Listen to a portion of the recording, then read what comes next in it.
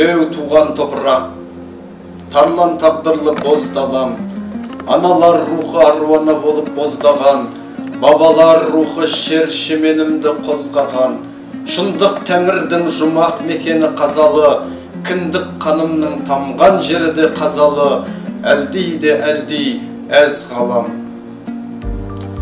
Ассалаумағалейкум, армысыздар құрметті қазақ жастары және қазалы жастары. Ғани Мұратбаевтай 20 жасында Орта Азия жастарының көсеміне жетекшісіне айналған ұлы тұлғаның туған топырағында Алаш уәлаятының, қазақ руханиятының, қазалы руханиятының, қазалы мәдениетінің 62 тамырында қайнап жатқан қазалының маңдайына біткен шамшырақ жастары бар. Сол жастарды және барша жастарды 12 тамыз халықаралық жастар күнімен шын жүрегімнен құттықтаймын. Шығармашылықтарыңызда жеміс, еңбектеріңізде табыс тілеймін.